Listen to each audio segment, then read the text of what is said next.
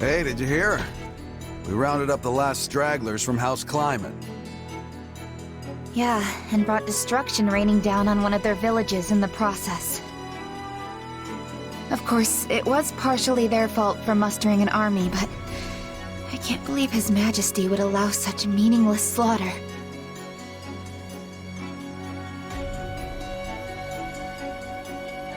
Something on your mind? If you object to their idle gossip, it would behoove you to speak up. No, it's just... I don't really know what Dimitri was thinking either. It's almost like he's built a wall around himself, ever since the day he killed his uncle. My apologies, but could I ask you to join Gustav in keeping an eye on things here for the next few days? Sure. You going somewhere? Kinda surprised Dedu and Rodrigue aren't joining you. The two of them recently departed for Dusker. They have their own duties to attend to. Then why don't I join you? I've got more free time these days than I know what to do with. Offering to work during your well-deserved time off is not as praiseworthy as you believe it to be. You're one to talk. I suppose you have a point. Very well. I'll take you up on your offer. The journey will not be a pleasant one, but your assistance will surely prove valuable. I was wondering where we were going. This is the village that was wiped out during our recent battle. Hold on. You're not planning to bury the dead by yourself, are you? It's not really a job for a king. Perhaps not. Yet a resting place is all I am capable of offering them now. Were it possible, I would not have let this village lose a single brave soul. I never intended to see them incinerated by the all-consuming flames of this war. But as the one who authorized our battle strategy, I alone am culpable for their deaths. It's not like you made the decision lightly, though. You discussed it for hours with Rodrigue and the others. Even so, no means can possibly excuse these ends. No amount of justification will bring back the lives that were lost here.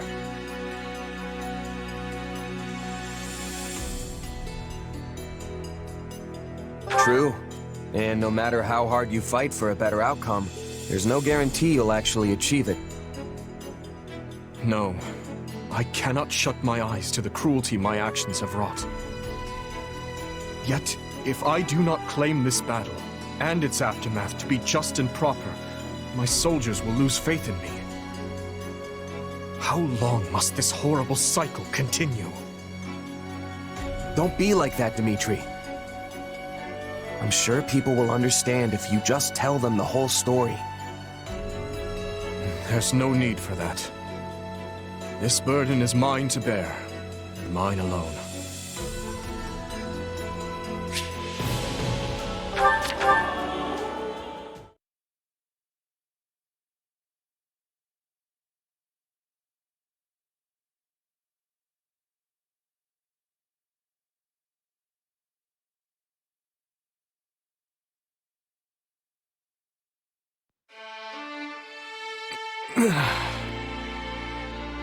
Oh, you're awake. Don't worry, it's only been a few hours. What happened? The last I remember, I was training some of our new recruits. You got hit by some stray magic. Pretty hard, too. Yes, that's right. How could I have let my guard fall so carelessly? Probably the exhaustion. You usually sidestep stuff like that, no problem. Everybody was really worried about you, though. Dedu and Felix in particular didn't know what to do with themselves. Guess the silver lining is that it forced you to get some rest, if only for a few hours. Apologies for causing such a disturbance. I'm fine now, I assure you. Uh-huh, sure you are. I know you're just gonna get straight back to work if I leave you be. But hey, take a look around first. The room is immaculate. Is this your handiwork? Yep, though we left anything that seemed like it would need your input. Figured we could at least take care of the small stuff while you were out, though. Oh, and everyone, and I mean everyone, thinks you should be taking more breaks. I'm certainly grateful for the gesture. But how did you find time for this amidst your other responsibilities? It was easy once we split everything up. Felix, Didu, and I wrapped up the training session in your stead. Then Rodrigue and Sylvain handled the rest of your paperwork. You might want to glance through it later, though. Ingrid tended to the horses, while Ash and Annette helped organize all your books. Oh, and Mercedes baked some wonderful treats for you. They'll have you back on your feet in no time. What else? What else? Oh, right. We sent some soldiers to check on the nearby villages, too. Incredible. I never expected you to do this much. I told you not to do everything yourself, but you still keep piling more and more stuff on anyway. That's not true. I've relied on you and the others much more frequently of late. Besides which, this is what I want to do. You've gotten better, sure, but I'm saying it's not enough. Don't you trust us? This isn't a matter of trust. I deeply depend on every single person in this army. Then why didn't you tell anyone else about how you went and buried all those villagers? Everyone was stunned when I mentioned it to them. I want to hear about that stuff from your mouth, not mine. Yes,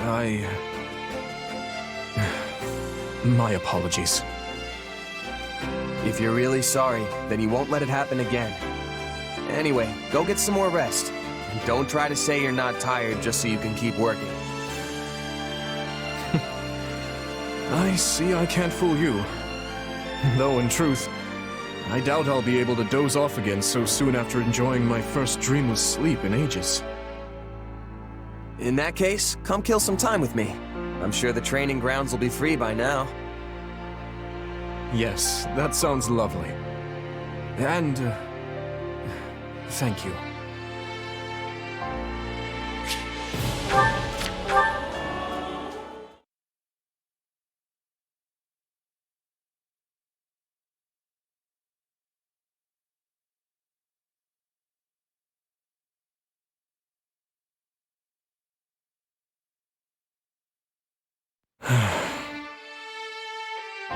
Hey, Dimitri.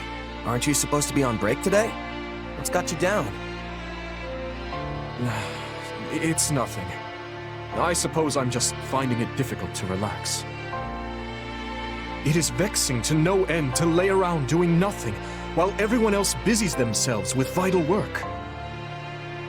Nobody's forcing you to take vacations or anything. We just want you to have a little break every now and again. Why are you so desperate to work, anyway? Because it is my duty. No. It is the only way I know how to live. As part of the royal bloodline, my life has never for a moment belonged to me.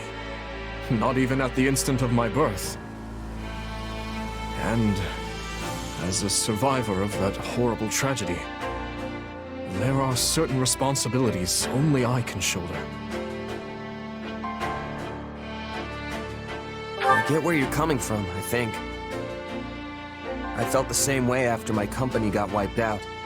Still, nothing's gonna go the way you want if you can't bring yourself to trust people who just want to help. And don't even try to tell me you'd be happy with that. All I want is to ease the pain, both for those who perished that day and for those who yet live. I'm fully aware that I will need to make sacrifices if I ever hope to accomplish that goal. But I will not drag others into my own personal crusade. I won't let anyone else suffer. So, you see, it's better for me to carry the burden myself. And better for everyone else as well. You say you don't want to see people suffer, but what about you, Dimitri? What about your pain? You don't have a hope in the world of caring for other people if you can't care for yourself first. I'm not sure how to respond to that. And in truth, I don't know how to alleviate my own pain. I've never given the matter any thought. What would happiness even look like for me? How can you not know something like that? Just think about it. What kind of things make you smile? Maybe when you finally conquer a tough rival, or hold a banquet after surviving a dangerous battle. I don't believe I bear the right to such happiness, but if that time were to come, it would be upon my death, having devoted my life to forming a peaceful kingdom full of joyful citizens. Seriously? You can be downright dismal sometimes, you know that? Why's death the first thing that comes to mind when you think about being happy? Dismal? Yes, perhaps you're right. But I find it difficult to consider anything else that may cause me joy. Come on, nothing? What about ending this war quick and celebrating with all your friends? I'm sure Didu and the others would whip up the grandest feast you've ever laid eyes on. No, such revelry would be wasted on me. But I suppose seeing the smiles on everyone's faces would be enough. Thanks for thinking of us, oh great king. But fine, if you want to carry your own burdens for the rest of your life, so be it. We'll just have to take extra good care of you, though, since you clearly won't do it yourself. For starters, you're gonna take a break, and by the goddess, you're gonna like it. Come on, Dimitri. We're gonna get you away from camp for a bit. No words can express my gratitude.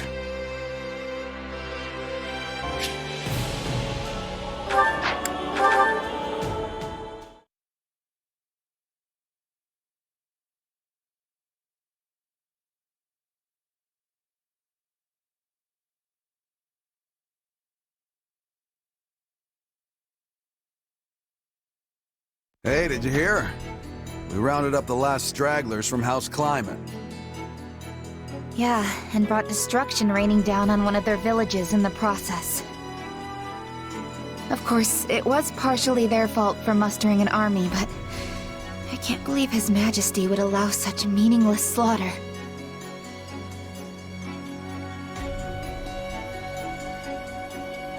Something on your mind? If you object to their idle gossip, it would behoove you to speak up. No, it's just...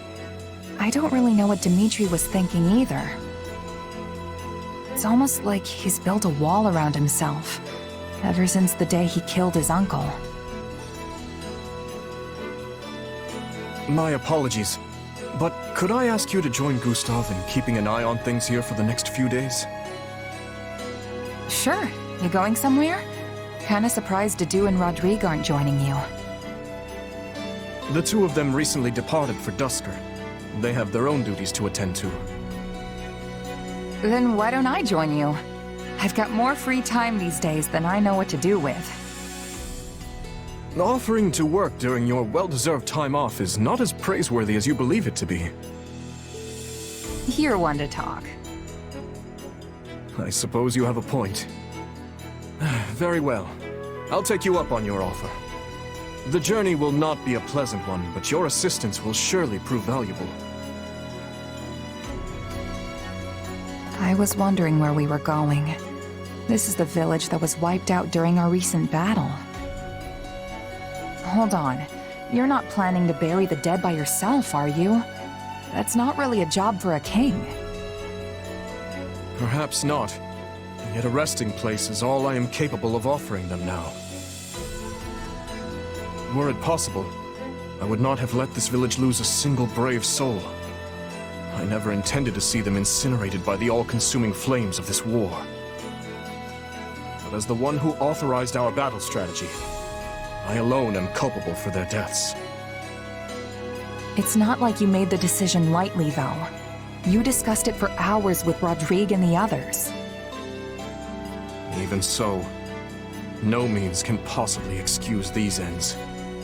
No amount of justification will bring back the lives that were lost here. But there's nothing more you could have done. You did your best, Dimitri. No reason to regret that. Could you truly face those who have lost loved ones?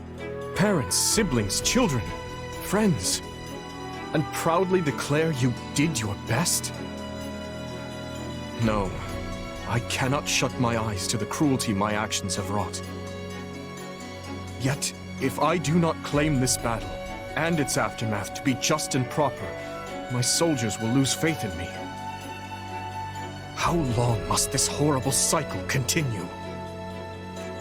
Don't be like that, Dimitri. I'm sure people will understand if you just tell them the whole story. There's no need for that. This burden is mine to bear, and mine alone.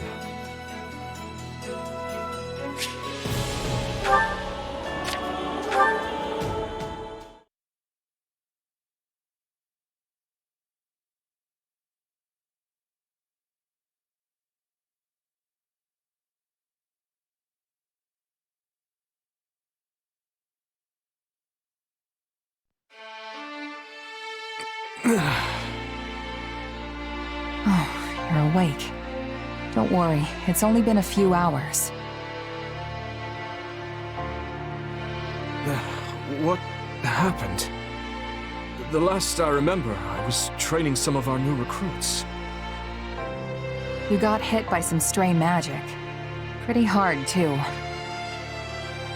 Yes, that's right.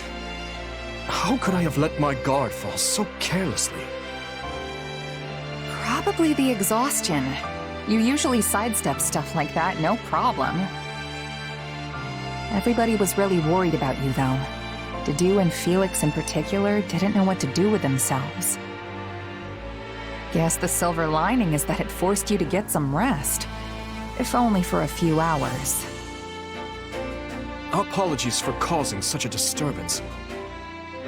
I'm fine now, I assure you. Uh-huh, sure you are. I know you're just gonna get straight back to work if I leave you be. But hey, take a look around first. The room is immaculate.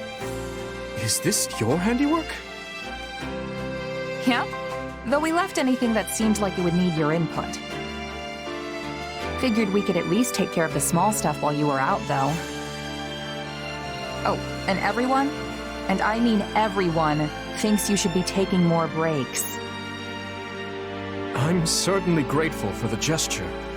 But how did you find time for this amidst your other responsibilities? It was easy once we split everything up. Felix, Dedu, and I wrapped up the training session in your stead. Then Rodrigue and Sylvain handled the rest of your paperwork. You might want to glance through it later, though. Ingrid tended to the horses, while Ash and Annette helped organize all your books. Oh, and Mercedes baked some wonderful treats for you. They'll have you back on your feet in no time. What else? What else?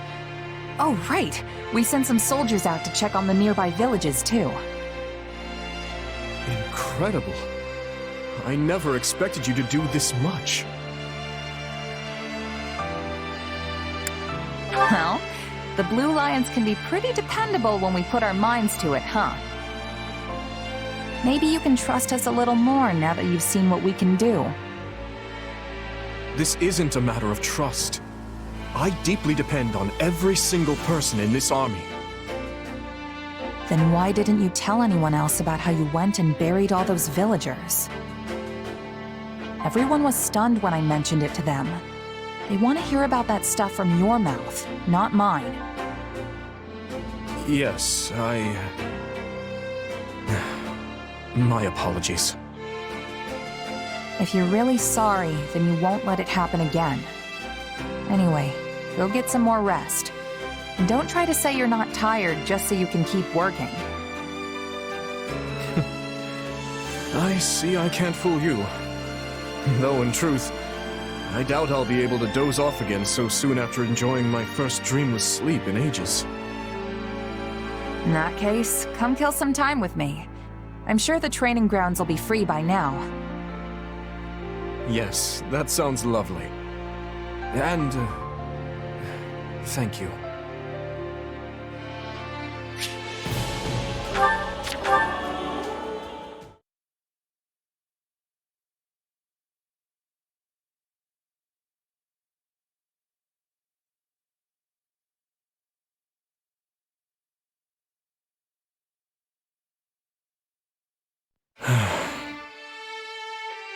Hey, Dimitri. Aren't you supposed to be on break today? What's got you down? It's nothing. I suppose I'm just finding it difficult to relax. It is vexing to no end to lay around doing nothing, while everyone else busies themselves with vital work. Nobody's forcing you to take vacations or anything. We just want you to have a little break every now and again. Why are you so desperate to work anyway? Because it is my duty. No. It is the only way I know how to live. As part of the royal bloodline, my life has never for a moment belonged to me. Not even at the instant of my birth. And as a survivor of that horrible tragedy, there are certain responsibilities only I can shoulder. I don't get it. Why does all that stuff have to fall on you? Nothing's gonna go the way you want if you can't bring yourself to trust people who just want to help. And don't even try to tell me you'd be happy with that. All I want is to ease the pain, both for those who perished that day and for those who yet live. I'm fully aware that I will need to make sacrifices if I ever hope to accomplish that goal. But I will not drag others into my own personal crusade. I won't let anyone else suffer. So, you see, it's better for me to carry the burden myself. And better for everyone else as well. You say you don't want to see people suffer. But what about you, Dimitri? What about your pain? You don't have a hope in the world of caring for other people if you can't care for yourself first. I'm not sure how to respond to that. And in truth, I don't know how to alleviate my own pain. I've never given the matter any thought. What would happiness even look like for me? How can you not know something like that? Just think about it. What kind of things make you smile? Maybe when you finally conquer a tough rival? Or hold a banquet after surviving a dangerous battle? I don't believe I bear the right to such happiness, but if that time were to come, it would be upon my death, having devoted my life to forming a peaceful kingdom full of joyful citizens. Seriously? You can be downright dismal sometimes, you know that? Why is death the first thing that comes to mind when you think about being happy? Dismal? Yes, perhaps you're right. But I find it difficult to consider anything else that may cause me joy. Come on, nothing? What about ending this war quick and celebrating with all your friends? I'm sure Dedu and the others would whip up the grandest feast you've ever laid eyes on. No, such revelry would be wasted on me. But I suppose seeing the smiles on everyone's faces would be enough. Thanks for thinking of us, oh great king. But fine, if you want to carry your own burdens for the rest of your life, so be it.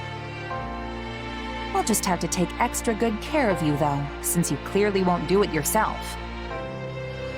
For starters, you're gonna take a break, and by the goddess, you're gonna like it. Come on, Dimitri. We're gonna get you away from camp for a bit. No words can express my gratitude.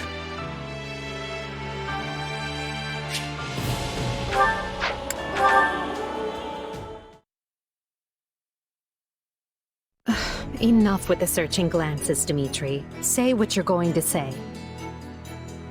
I was just thinking that I find it difficult to speak with you. Even now that we have the opportunity to exchange words peaceably. Too many have died for us to suddenly have meaningful heart-to-heart conversation. Oh, that's not how I feel. Unless you mean you don't wish to speak with the tyrant you consider responsible for their deaths. In which case, let's just believe what we believe, accept that our paths have diverged, and see this through to the very end. You're placing words in my mouth. Still, I suppose that does cut to the heart of the matter.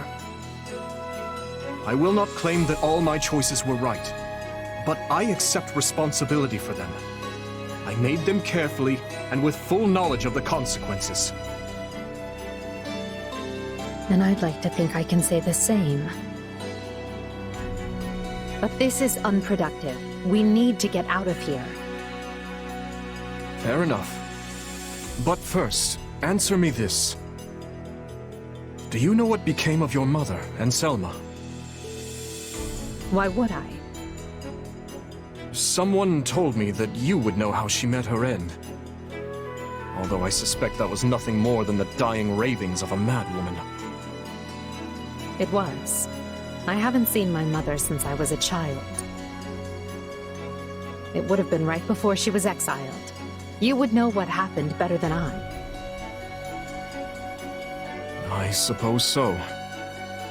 Regardless, thank you for answering. Now, shall we get back to finding our way out? Please, we can't resolve anything so long as we're trapped in this.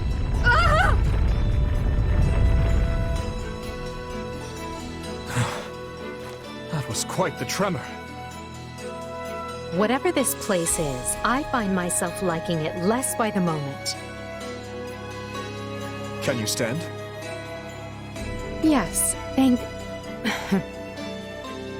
Perhaps we can put our differences aside, if only for the moment. Hostilities will do us no good here. Yes, I suppose you're right. I can agree to that. You know, I just remembered something from back when I was but a child. I had fallen to the ground and was met with a kind hand reaching out to help me up. I took it without thinking, without even looking first to see who it was. I suppose that shows you how much I've grown.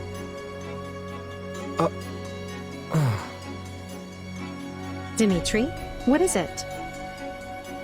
I have a similar memory. One of helping a little girl who had fallen in the dirt. Knowing you, such occurrences would have been commonplace in your youth. Don't try to imply we share a memory. No, I rarely forget an important face. Often to my own woe, I might add.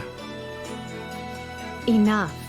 Let us end this before we both make greater fools of ourselves. We need to escape. That's our only priority. Not that the world outside will be any kinder to me than the one in here. Edelgard, What are you doing? You should know I won't hesitate to leave you behind. Indeed. I'm coming, Elle.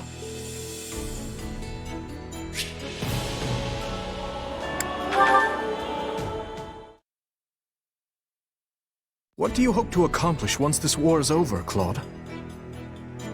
Why? Worried I have some nasty plot up my sleeve? Well, I don't. Although I doubt you're gonna like what I do have planned. I'm just gonna come out and say it. After the war, I'm going to abolish the Central Church and depose the Archbishop. The people of Fodlan have been shackled by this decrepit system for too long. and I'm ending it. You're going to do away with the church? That's right. Think about it. Who steals your freedom and gives you an endless list of duties and obligations simply because you have a crest?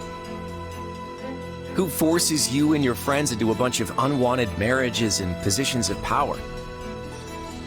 The church even forbids any official contact with outside regions. Not exactly great for Fargus, right? Being as close to Serang and Albinia as you are. But to be clear, your issue is with the church, yes? Not with Fargus itself? Exactly. We have nothing to gain by fighting you. And really, our enemy isn't the actual church so much as the people at the top who make all the decisions. I understand where you're coming from, Claude. And on a personal level, I actually agree with you. But as a king, you're opposed. Yes, for 3 reasons. First, abolishing the church would deny the king's right to rule Fargus. Without one, the people will descend into chaos and war. Would you be able to take responsibility for such a thing once it came to pass? Second, recklessly discarding the church will only incite discord among the clergy and its supporters. And finally, a revolution of this nature will not only mean casualties among the common folk, but will endanger your own life as well. Leaving the first 2 for a second, I have some serious issues with that last one. I'm glad you're concerned for my safety, but I can take care of myself. But don't you see? The people you wish to depose are human, just as you are. No matter what ingenious scheme you come up with, or how careful you try to be, they will suffer. And their vengeance will eventually find you, no matter how hard you try to stave it off. I know full well the guilt that accompanies such actions, and the retribution they provoke. Everyone has to deal with the consequences of their decisions. If you let it rule you, Fodlan never changes. And if it doesn't change, it'll just fall apart. But not taking the time to look where you're going will only lead you to stumble and fall. And if there are those who would be hurt by this, I consider it my duty to help them. There you go, trying to save everyone again. You really are too good for me. To be honest, I'm jealous of how you're not burdened with the same restrictions. In the world I'm trying to create, you wouldn't be burdened by them either. You could even... No, forget that. I'm serious about what I said, though. And I really do admire how you want to save everyone.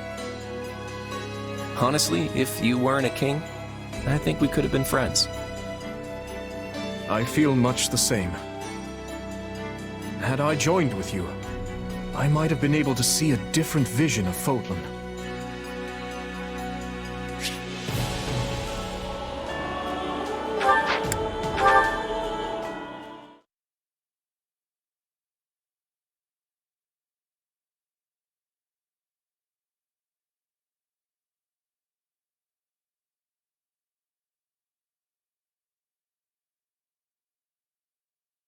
No one here?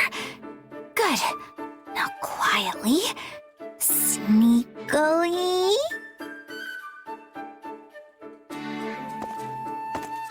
Bernadetta?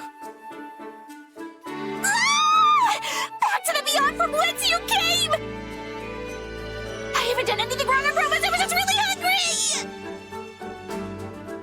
Bernadetta, wait! There are a bunch of crates over... Ow! Oh, no!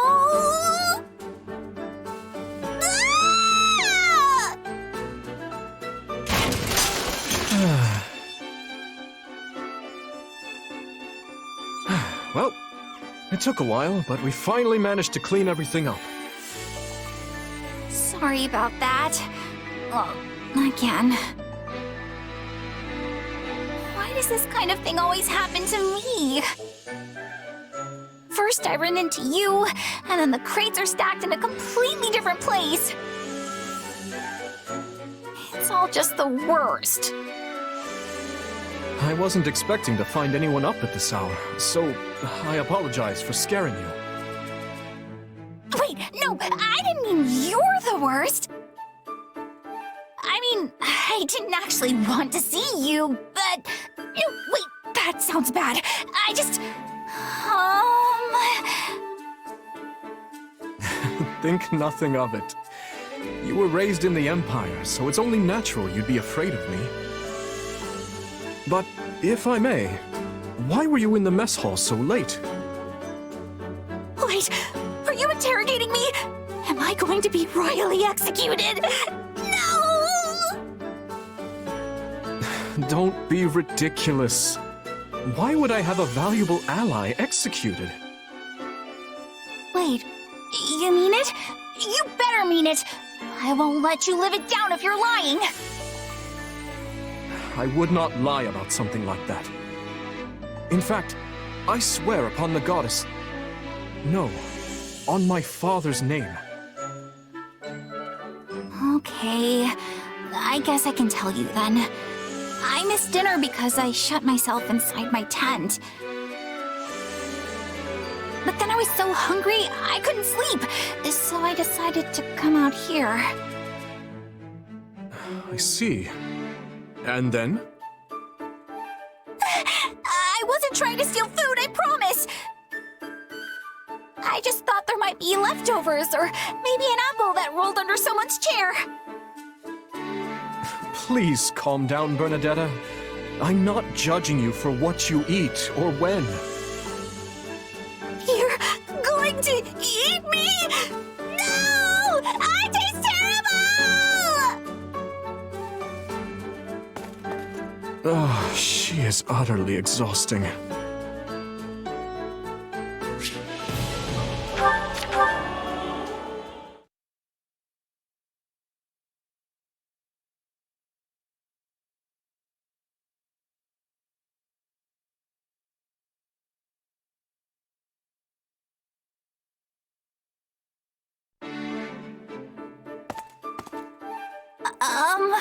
Why do I feel someone watching me? Hello, Bernadetta. Somebody! Stop. I am not a ghost, and I am not here to scold you. I'm just here to get food because I'm hungry. I was stuck inside all day with work and missed my chance for dinner. Help! Oh, so you're just like me then. It's rather difficult being shut inside all the time. I always lose track of the hour. Yeah, same. But how'd you know I was inside all day today? Oh no. Was this work of yours spying on me? No. If I had time to spy on people, there wouldn't be piles of documents teetering atop my desk. Yeesh, that sounds rough. Wait, hold up. Why are you taking all those raw veggies and that dried meat? Because it's my dinner? Which I missed? I thought I made all of this clear. What? So you're gonna eat them just like that? Not that there's any problem with that. Well then, Bernadetta, perhaps we could cook something together. Cook? Yes. You have a bit of talent in the kitchen, right? Maybe you can take this chance to teach me. Sure, I guess. I mean, if you're gonna insist, then I'll show you just how good I am. I think I heard you like this cheese and spice. Ah, the bag!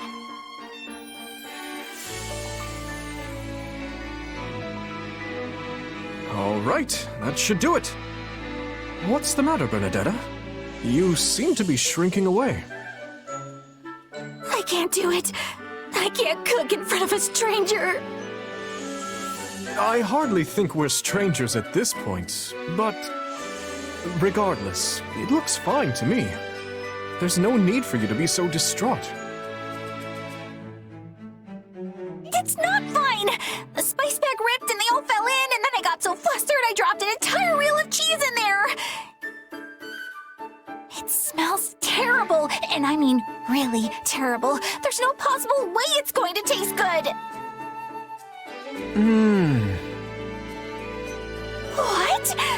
Okay, if you force yourself to eat that, you're going to be sick for days. I'm not forcing myself to do anything. It would be a shame to waste food we made together. So it's not gross? You don't feel sick or anything? Well, I guess I could try it then. So disgusting! How did you even eat it? Oh, wait. Don't tell me. You're eating it as an excuse to say, I hereby sentence you to death for feeding me horrible food! Do you honestly believe I wander about executing people at will for the smallest transgressions? I don't want to die! Let me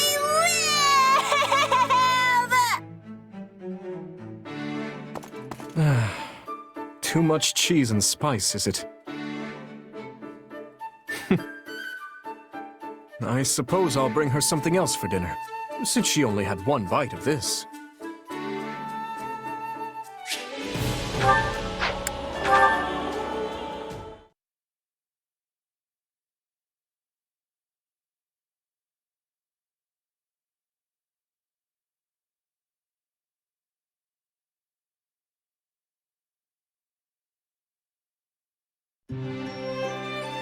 You must rest, Your Majesty. These late hours will only undermine your health. I appreciate your concern, but I fear sleep eludes me after our last battle. No need to wait for me to do, or to worry. I'll rest when I find a suitable stopping point. You said the same the other day, then worked until the break of dawn. I should know better than to argue when you get like this. Very well. I'll rest once I know these documents contain no errors. And if you assist me, it will go all the faster. This is written in the language of Duscar. Is it a letter to the leadership? Yes. I'd asked their cooperation in investigating a number of matters pertaining to the tragedy of Duscar. Some interim reports arrived the other day, so I'm thanking them for those and requesting a further investigation into another matter. I see. Such important tasks warrant daylight. Can this not wait until morning? And what if I fall in battle tomorrow and the work remains forever unfinished? I must do all that I can while I still draw breath. I will uncover the truth of that day and exact revenge for the dead. I swear it. There's no time to waste. After all, it doesn't appear resolving this issue will be as simple as just setting all the perpetrators to meet their end. All the more reason to rest and preserve your health. My rest and health can wait. At least until I've looked through these inquiries into the Western Front. And I should put in some training before I sleep, to make up for all this desk work. Do you still have nightmares of that day? You remember then? I'm surprised. I've not mentioned them in years. I used to summon you to my room under the pretense of keeping you safe from the others in the castle. Then I'd have you listen to me babble until sleep finally claimed me. I've always been grateful for the consideration you showed. It was my own selfishness, nothing praiseworthy.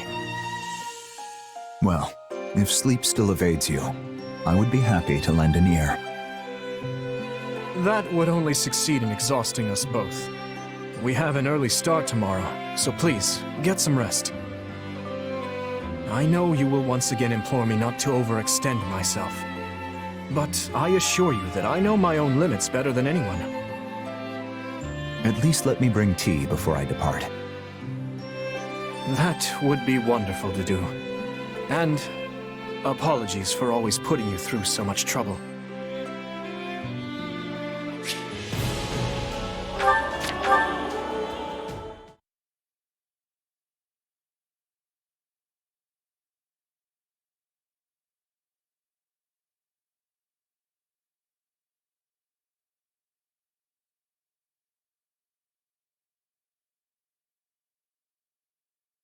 Your Majesty, you will take ill if you keep sleeping at your desk. Mm-hmm. Do? Oh, I've done it again. Yes, well, thank you for waking me and sparing my poor neck any further damage. You sounded pained. Is everything all right? Dreaming of the past again, I fear. The tragedy? No, the day I returned to the capital afterward. Do you remember the child who cursed me after my father's funeral? Oh, yes. I believe he was the son of a knight who fell in Dusker. He was furious that I would not take revenge on your people, and even more enraged to see you serving as my vassal. He berated me without mercy, demanding I kill you then and there. All I could do was walk away. Everyone desires revenge for that day. Survivors and the dead alike cry out for retribution. I know, Your Majesty. I seek to fulfill the duty they have given me, and have never once flinched from it. And yet, to do. If I were mortally wounded and begged with my dying breath for you to avenge me, what would you do? I would do it, even at the cost of my life. And if I told you to forget me, and live for your own happiness? I would regretfully decline. I cannot know happiness without you by my side. I would still seek vengeance, just for my own sake, not yours. Interesting. And nothing I say to the contrary will change your mind? Your Majesty, can you not live for your own sake? My life is not my own. It belongs to my kingdom, my people, and the dead. But had I been born to a different fate, well, perhaps I would have traveled outside Poland with you as a mercenary. Or perhaps I'd be a farmer. I confess the thought does sound rather delightful. Surely you could still tread those paths. It was a jest to do. I merely said the first thing that came to mind. I am driven by matters on which I cannot permit myself to yield. I hope you understand that. Well then, all the more reason to get some proper rest. If work remains, I will aid you. If you have difficulty sleeping, I will lend you my ear. But seeing you slumped over at your desk disturbs me. Every time, I fear death has come for you in the night. Death will never sneak up on me as long as I remain under your watchful attention. Your Majesty, please. Though, if I were to die and leave you alone, the aftermath would be horrendous. I suppose I will heed your advice. Just this once. Thank you, Your Majesty.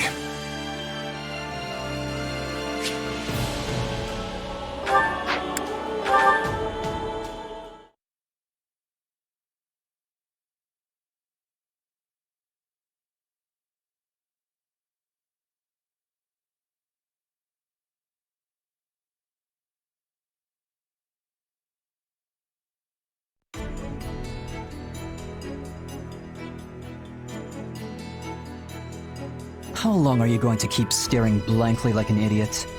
You should eat. You're right. My apologies. Let me guess, you're in a tizzy about how best to make use of the Church's forces.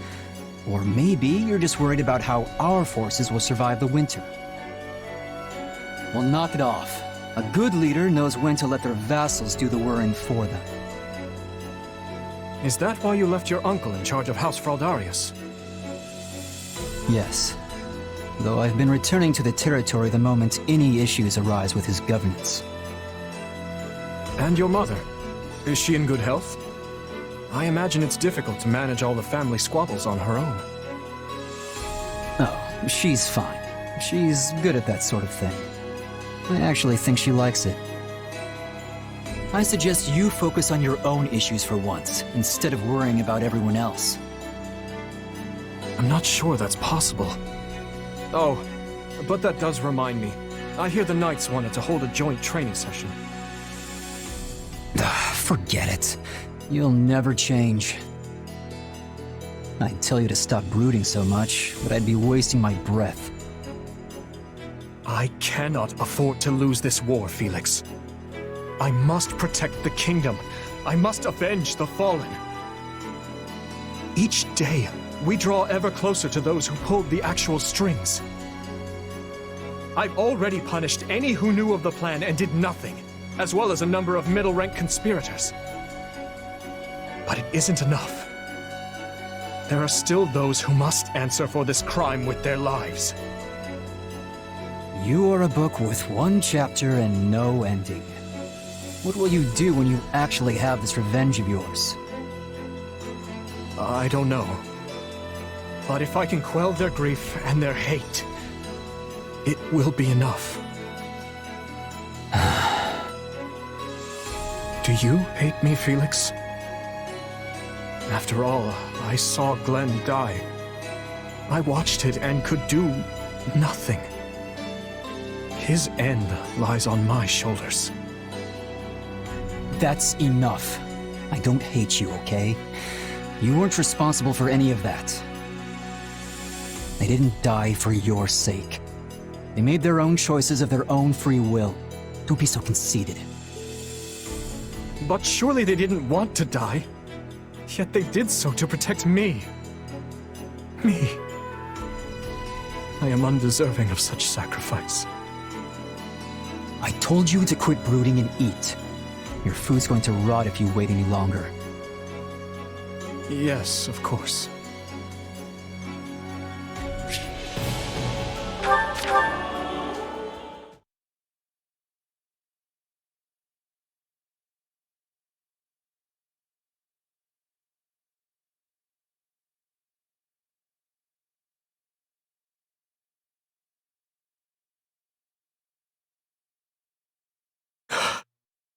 I'm sorry. I'm so sorry, but I swear I will avenge you. Please, just wait a little longer. I will uncover who drove you to your deaths, no matter the cost. Dimitri. Glenn. Oh, Felix. It's you. I'm sorry you had to see that. After 20 years, I've seen all of you there is to see. Everyone else is asleep. You know that, right? So why are you locked up here in the chapel? Also, what's with the mumbling? I suppose there's little sense in hiding it from you. I suffer from a kind of waking dream. I see them. I see the people who died on that day, at all hours, light and dark. If the Empire was involved in that incident, if the Emperor stood by and gave tacit consent, and give to them the same end, gouge out their hearts and cleave their heads from their shoulders. Those are the words the dead scream at me. When did this start? It's been 6 years. But I began hearing their voices 4 years ago, during my first battle. I recognized the enemy general as a man I had seen in Dusker. When I removed his head, the voices cheered. They laughed. It was as if a terrible pain had finally been lifted from them. I think I get what's happening here. Look, do you really think your father and Glenn and everyone else would be torturing you like that? You're the one who's doing this, Dimitri, not them. You. Even if that were true, I can never forgive myself. Believe me, I know. But it's your job to lead. If you lose your path, you'll take everyone else down with you. So try to keep that whole removing their heads thing in check, yeah? We can just call it our little secret. Well then, are you offering to let me unburden my heart to you when the time calls for it? You're the only reason I haven't descended into utter savagery, you know. So just as Lug had Kaifon, and my father had Rodrigue, I would ask that you continue to be my right-hand man. Right-hand man, huh? I like the sound of that.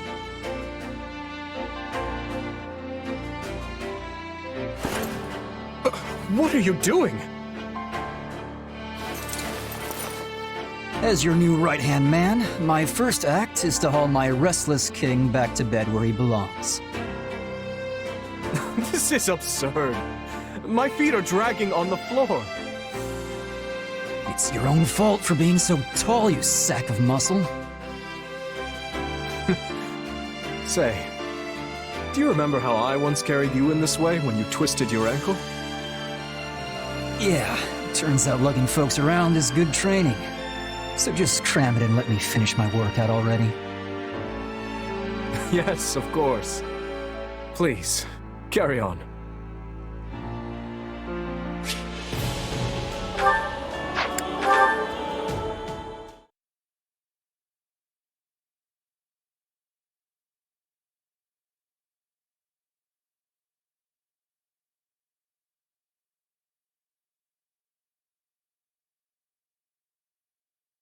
Time certainly does fly, Ash. Why, it's already been a year and a half since you became a knight. Still, it must be difficult working in such unfamiliar lands. Are you doing well? Yeah, I'm great. Everyone in the capital has been really nice, honestly. If anything, I guess I'm still just unsure if I have what it takes to be a knight. Do not give in to doubt. Remember, most knights currently in the service of House Blathid only entered the castle after I became king. You have fought with me for much longer, and so in that sense, you have the advantage. Sure, but I'm not nobility. I don't even have a crest. So, I want to repay you for appointing me, even if it costs me my life. I see. Tell me, Ash, what exactly does knighthood mean to you? Huh? I'd say knights are loyal to the king, and willing to give their lives to protect the crown and their people. That's right. Right? That is indeed what many claim a knight should be, but reality is rarely so rosy. Put bluntly, it is the job of a knight to dispense death. The code of chivalry emphasizes loyalty, yes, but this is only to ensure knights remain under the complete control of their lords.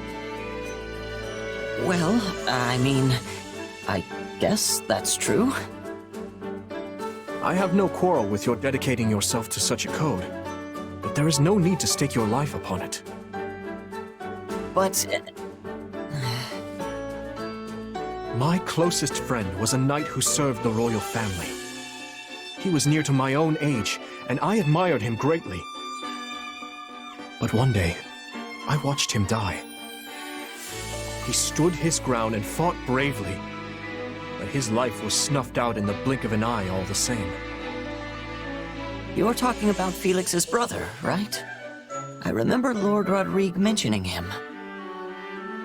His dying screams echo in my mind to this day. My point, Ash. is that there may come a time when you must decide between your loyalty and your life. And though I know this to be a selfish request, when that day comes, I want you to choose life. Even if it means turning my bow against you? Especially then. If you find yourself unable to follow through, I beg you to leave the battlefield quietly and with all haste. I pray it never comes to that. Right. I have something to say, though.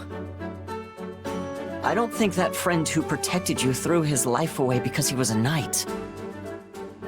He just wanted to save his best friend. Even if it meant destroying futures that might have come to pass had he but lived? Look, I don't know if what he did was right.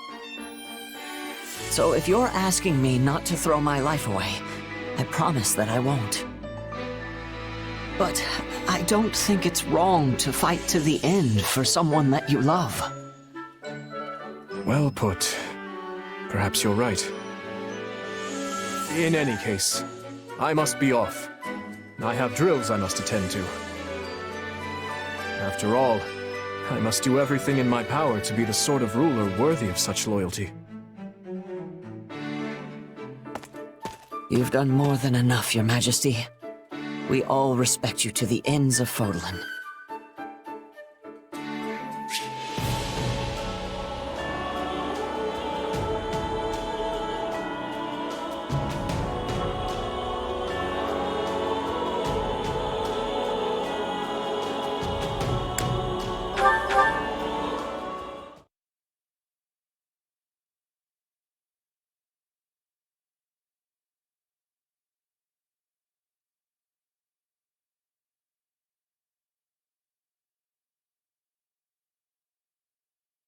Ah, Sylvain. I was hoping to ask your opinion on our recent meeting. Hey, I'm always happy to talk. But if you want House Gautier's take, shouldn't you ask my father? I don't want House Gautier's opinion. I want yours. Okay. Well, we were talking about the pros and cons of incorporating commoners in the nobility, right? Seems to me like we got it all sorted out. Yes. The discussion primarily revolved around a single point. Whether those without crests are actually worthy of entering the nobility. I mean, if they're up to the challenge, I don't see why not. It's like how you promoted my brother, right? Skill is what matters in the end. Indeed. And the performances of Ash and the Commander serve as proof of such. Just don't get carried away, you know? Too much of a good thing and all that. I'm sure you realize what would happen to the kingdom if we lost the power of crests. Naturally. However, crest bloodlines are currently fading everywhere. People such as Felix who were born with major crests are the exception in this day and age. Which means Fargus has two options if we want to retain our power. One, we bolster our military and promote prosperity while delicately letting the bloodline dance play out. Or two, we admit bloodlines won't last forever and create a social system that doesn't rely on inheritance. Neither one would hold up for long, but if I had to choose, I guess the first option would be the better one for the kingdom on the whole. Bolstering our military is more easily said than done. Impoverished as our land is, it will be difficult to compete with regions of more fertile ground. Hey, do you remember what I said when you talked to me about promoting my brother? I told you it was important to keep up appearances while we were in the middle of a war. And honestly, I don't have any real objection to the way you're running things now. Thank you, Sylvain. I knew you would help me sort things out in my head. I don't usually get into serious stuff like this, but I'm glad I could help. Such topics are not beyond your grasp, though.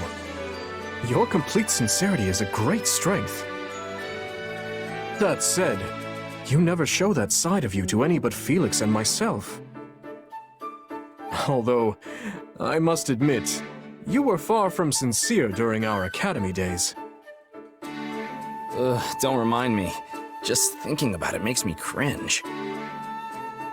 If you see the error of your ways, it is not too late to mend them.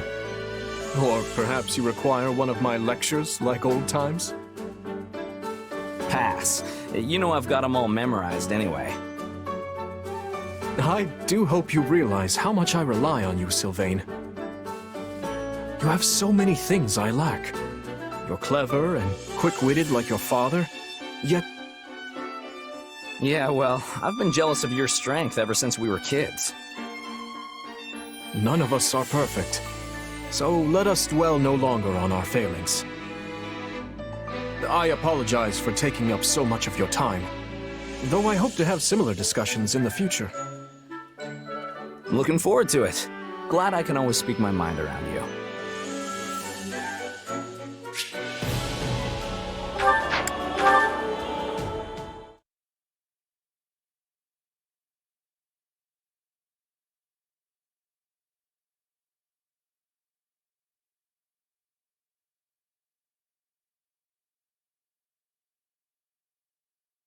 Ah, Mercedes. Did you go out? Yes, I went to the town of Camulus to help the church. I see. And how did you find it?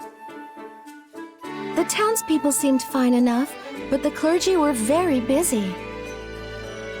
As you know, lots of people fled to Fargus when the war started.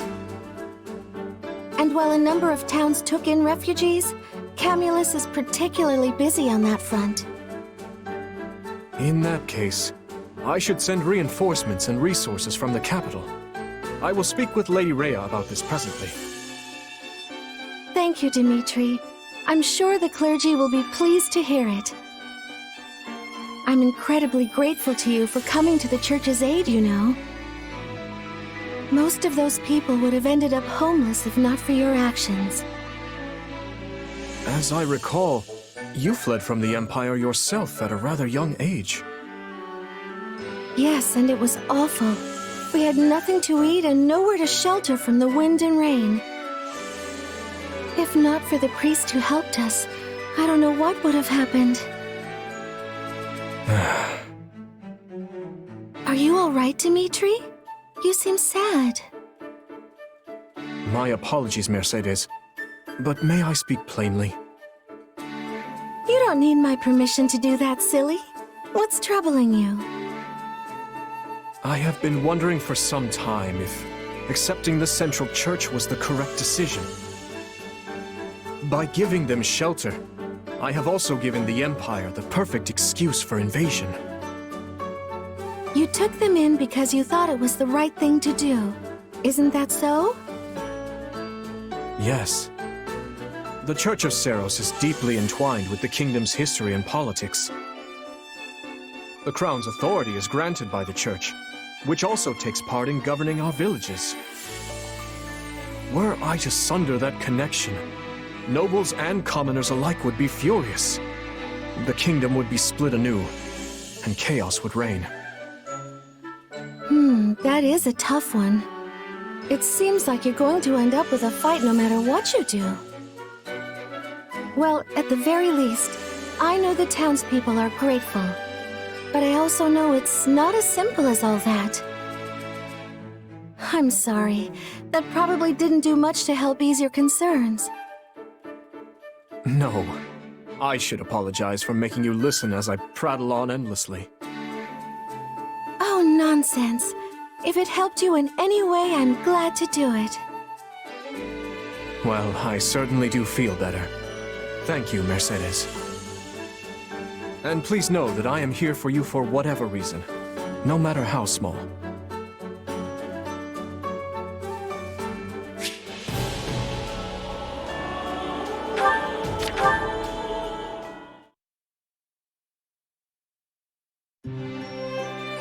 Is it much further, Mercedes? We'll likely need to rest soon. We're just about there. See? It's right over that hill. I had no idea there was a village here. Actually, I used to live in this village once upon a time. You can see the church where I stayed in the distance. It is a place of stunning beauty and quiet. It almost feels like coming home somehow. Oh, Mercedes! It's been so long! Come to visit your mother, have you? It has been a while, hasn't it? And no, I'm mostly here to show my friend around. My, what a handsome young man! Are you with the Knights of Seros? What? Oh, no. I'm the kingdom's... I'm a member of their army. You don't say. Guess that means you work closely with our Mercedes here. Well, if you've got the time, go pop into the church. I'm sure the priest and little ones will be delighted to see you. Absolutely. Also, I do want to say hello to Mother, since we've come all this way.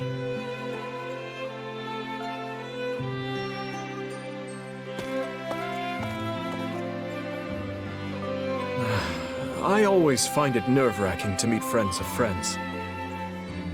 Oh, she's harmless. She works over at the church. My mother and I owe her a lot. There are many people there who share similar circumstances to our own. Too many, I'm afraid. Still, the priest accepts anyone and everyone who comes to him for aid.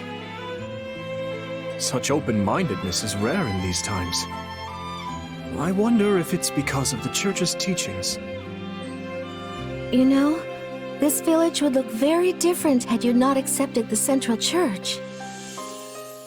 Well, I've heard the most unpleasant rumors about the southern church, and I don't know how to govern all these villages myself. I realize you know far more than me when it comes to things like politics and war. But I still thought it was important for you to see what you're protecting with your own eyes. Which is why you insisted I accompany you. To be honest, I have no idea how the war will change Fodlan. But I will do everything in my power to protect this place, and all others like it. Thank you, Dimitri. Let's head on over to the church. There are some wonderful views on the way there. There are fields of flowers, beautiful brooks. Goodness, so many things I want to show you. Oh, and I need to say hello to my mother and the priest while we're at the church. I suppose I should give them my regards as well. Considering I hold your life in my hands as your commanding officer. My, you're so nervous. Perhaps you should let me handle the introductions. I'll just tell them you're someone very important to me. Wait, Mercedes. That may lead to some untoward conclusions. Sorry, it was just a joke, I promise. I didn't mean to fluster you. Still, I much prefer this Dimitri to the scowly one I always seem to see. You are a master of catching me off balance, Mercedes.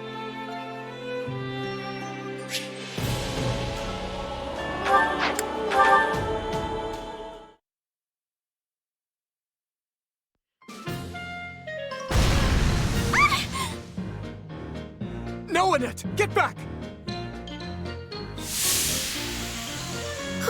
That was a close one. Good thing we had water nearby. My apologies. It was foolish for me to attempt that without prior experience. No, it was my fault for asking you to try and light it with magic. The fault is mine alone. You had no way of knowing that my aptitude for magic was so lacking. We were lucky it only resulted in a small explosion. Had the flames spread, it easily may have proved disastrous. Aw, don't beat yourself up over it. We were able to put it out quickly, and that's all that matters. What a remarkably positive spin on the matter. Still, I'm relieved you weren't hurt.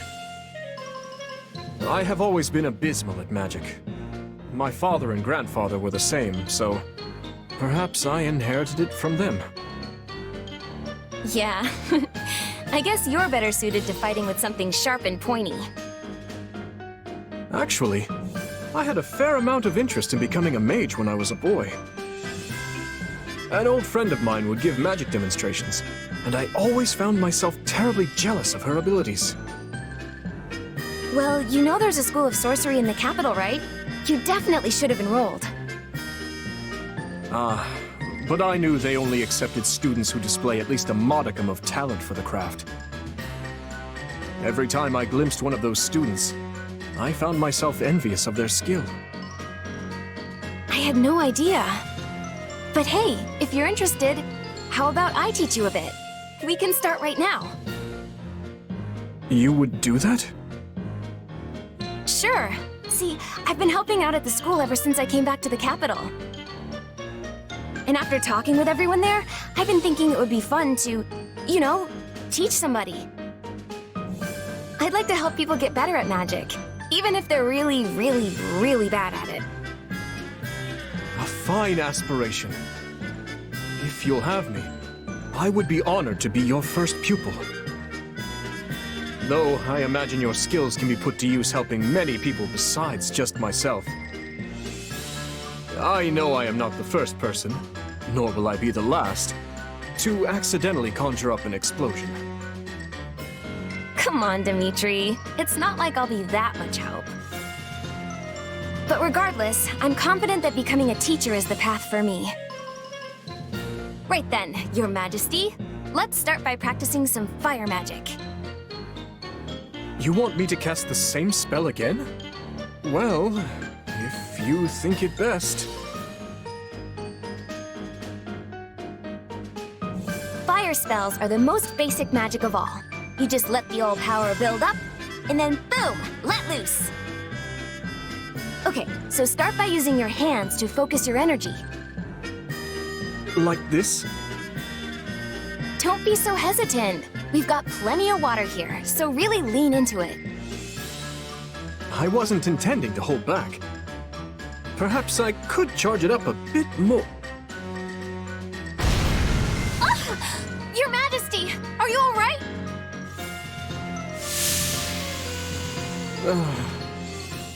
I fear we may have a long road ahead of us.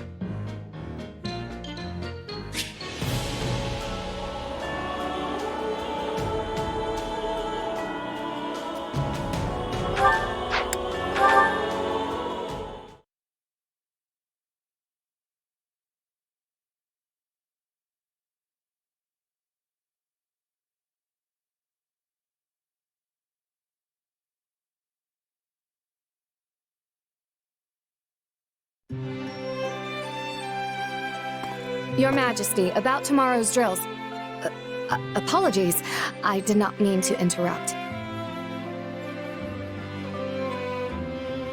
It's fine, Ingrid. We had just finished. That was the leader of the Dusker forces, yes? What were you talking about? We were discussing various tactics and formations. We must be aligned if we're to fight together. The way Dusker soldiers operate is quite different from our knights.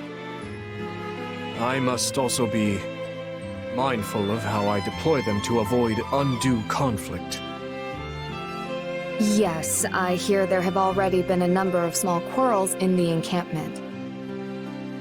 It's not a problem easily solved. I'm sure each side finds it difficult to adjust to the other. And you, Ingrid. Do you still hate the people of Dusker? I no longer have reason to hold on to that hate. Yes, a few of them were involved in the tragedy, but I cannot blame the rest for that. There were many other forces at work. I understand that now. Yet I used to focus all my negative feelings on the people of Dusker, and for that I am ashamed. In a way, I now find myself scared of interacting with them at all. You needn't blame yourself. The fault lies with me for not speaking to you about it more 6 years ago. I hesitated because I didn't wish to confuse the matter, not knowing the full truth of it. But you were forced to grapple with many painful feelings as a result. Clearly, my priorities were not in order. You had enough to deal with 6 years ago. So many knights were expelled from the castle, and almost none but Lord Rodrigue would set foot in the capital. Even my father prevented me from going to see you. Yet, I still could have sought you out. And I had countless chances to discuss the matter at the Academy. I do not think I would have taken it well even if you had. I was convinced that Glenn died saving you from irredeemable villains. I forced myself to believe that. If I hadn't, I fear I may have gone mad. I was in a similar position. But once I finally opened the lid on that box, I realized just how many were involved, including members of our own kingdom. In the end, I knew I had to reconcile with reality. And I must also accept the reality that stands before me now. We are allied with the people of Dusker, which means I can no longer avoid them. I have an idea. It may not help, but I'd like to take you somewhere. The father of that man I was speaking with earlier opened an inn last year, and it's not far. Would you care to join me there for a meal? Word has it he's quite skilled at making all manner of food. Of course, if this is all too much and too soon, I understand. Not at all. I would love to accompany you. Though it shames me to admit it, I likely lack the courage to go alone. But with you at my side, I think I can take that first step. In that case, let us make haste.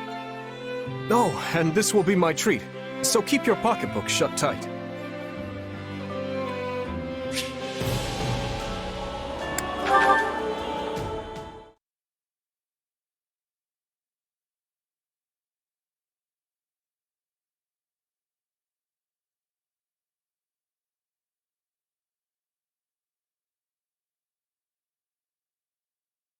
Ah, Your Majesty. Tending to your weapon, I see. My apologies for interrupting you. It's all right. I just finished. Is there something you need, Rodrigue? Yes, in fact. I received this from Matthias when I was in Gautier territory the other day. From the Margrave? But this sword is... He said he'd borrowed it from Lambert years ago, and had long since forgotten about it. What sort of laggard keeps a loan so long he has to return it to the lender's son? 30 years! That would have been around the time you all attended the Officers' Academy together, correct? Would you mind telling me the story of this sword? It started when our class was given a mission to eradicate a bandit encampment. Foolish as I was at the time, I dashed in ahead of the others, leaving me and my entire unit stranded behind enemy lines. Apparently, your father and Matthias started arguing about whether or not it was worth coming to save me. Broke out into a full-on fistfight before long. That's a surprise. I wouldn't have expected that of my father, much less the Margrave. Well, they were both pretty feisty in their day. Neither of them wanted to back down, I'm sure. On one hand, you had Matthias, insisting they wait for aid from the church. Supplies were running low, so charging in could have gotten everyone killed. On the other, Lambert was so determined to come to our rescue, he'd have gone all by himself if he had to. No idea whose plan won in the end, sadly. All I know is they fought their way through the enemy lines together. And lucky for me, they found us before the bandits did. So, my father tended to charge in recklessly as well. Or perhaps he was just naive in his youth. Story goes, Matthias's lance broke while they were fighting their way toward us, so Lambert lent him this sword. As he was giving it to me, he couldn't help but laugh about how it slipped his mind for all these years. Considering what I know of the Margrave, I have my doubts that he actually forgot it at all. You're probably right. This is just my opinion, but I don't think he ever really managed to accept Lambert's death until you ascended the throne. Perhaps. In any case, please tell him I've received it. And thank you for relaying that story to me. It seems even in his youth, my father was willing to do whatever it took to see those close to him safe. Yet here I've gone and started a war, knowing full well it will hurt those I care about most. He'd likely call me a fool if he were here today. I'm not so sure about that. Yes, he did treasure his friends. But I don't think he would have been too keen on abandoning the church either, considering all they've done to protect the people of Fargus. Rodrigue, you knew my father well. Could I ask you to do something for me? If I ever attempt anything that would bring shame to his name, please. Say no more. I'll stop you, even if I have to lay down my life to do it. I already promised him the same thing, actually. You have my deepest thanks.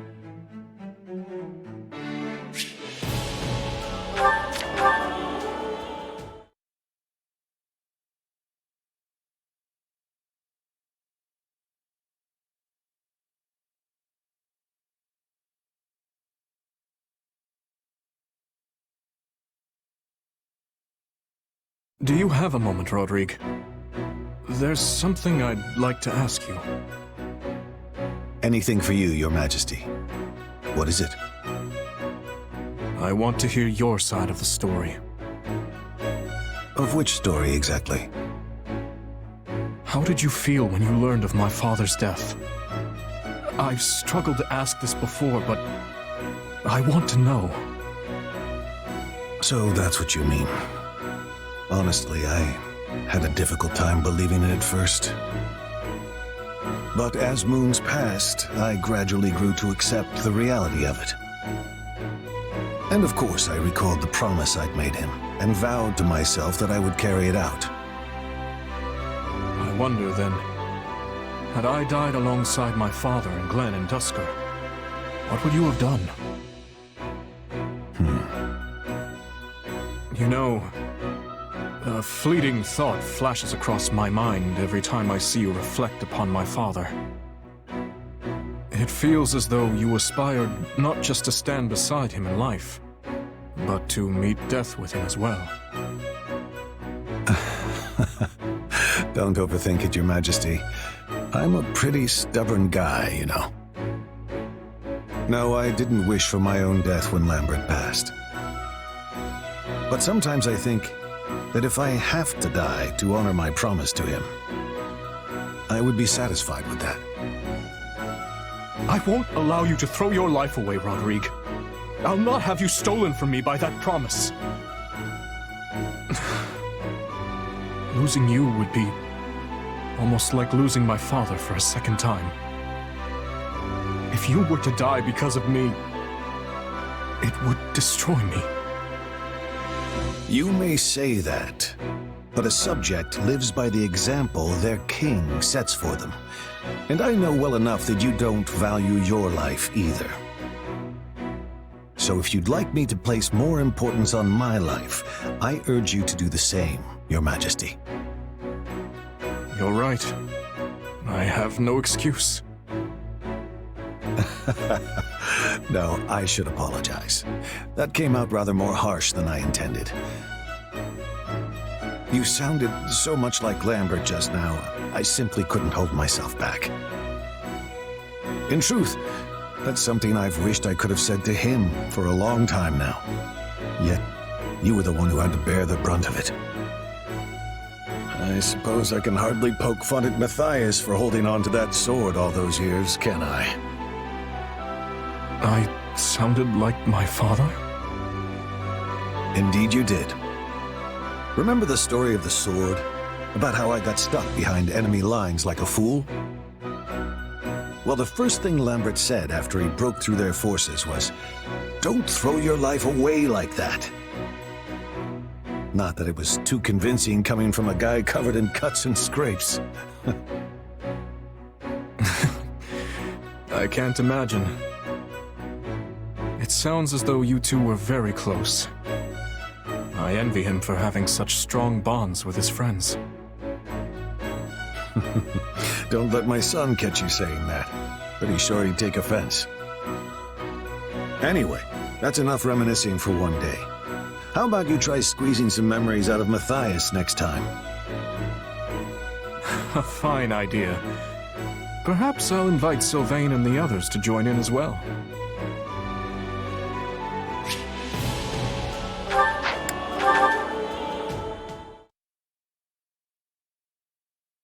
Everyone is strangely abuzz today. Is there a visiting minstrel or a mummer's troupe? Haven't you heard, mister? A funny knight's been coming to town recently. A funny knight, hey? Oh, yeah, he's super strong. He can carry all the blacksmith stuff by himself. And he got those guys who kept picking fights at the tavern to finally shut up. But he's also kind of weird, too. Like when you talk to him, sometimes he seems sheltered and obtuse, but then sometimes not. Why does that sound like... No, it couldn't be. Yuri, what are you doing here? I knew it. I'm glad I ran into you. We have a broken wagon that needs fixing, and I could use a hand. I can't believe you. Come with me a second. Are you an idiot? What are you doing here? I had some time on my hands and thought I'd see how things are going in town. Then stick to the more upscale streets. This alley is dangerous. It's not quite a full-blown slum, but money is still in pretty short supply. What are we supposed to do if someone introduces our king to a nice pointy knife while he's out wandering the streets? By himself, might I add. How am I supposed to learn what it means to be a commoner without using my own eyes? All I ever see from my throne are the upscale streets, as you call them. And yes, I could send someone here in my stead, but there is no substitute for first-hand experience. You know you don't have an heir, right? If you die, the entire region gets thrown into a bloody civil war over who gets to succeed you. Lots of nobles will die, but the commoners? The commoners will be absolutely slaughtered. Right now, people seem to like you, so it's in all of our interests that you live a long and healthy life. Got it? And if you insist on coming here, at least bring that giant oaf of yours along to watch your back. Perhaps I was being a bit reckless.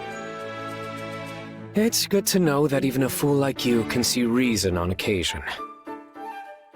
In that case, might I ask you to act as my bodyguard today? I'm certain you're more than up to the task. What? If I could get a look at this town through your eyes, I think I could learn many valuable lessons. Besides, if I ask to do, he'll surely forbid me from coming here at all. I would be grateful if you would consent to doing this favor for me. Oh, this is rich. The king asking me for help. Fine. In that case, your majesty. I will do all in my power to safeguard your royal person. Happy?